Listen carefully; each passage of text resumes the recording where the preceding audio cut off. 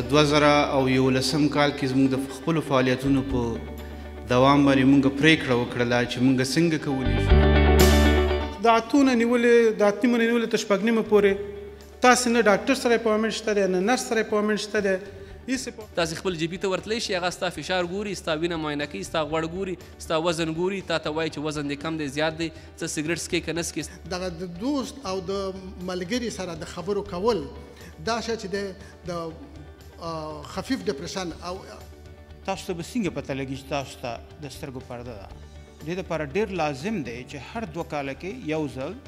هر یو کله هم که تاسو دلته ډاکټر وویلي چې تاسو کې 5 ملي متر یا 6 ملي متر یا 8 ملي متر تیږه ده په پښتورګي کې دا همداسې پرېږدي ډېره ګرمه هوا ډېره یخه هوا که د وجود د پورتنۍ د لاره لکه د پوزې ساینسونه کې هلته ویټامین ډي اوله دنده اوله وظیفه یې دا ده چې دا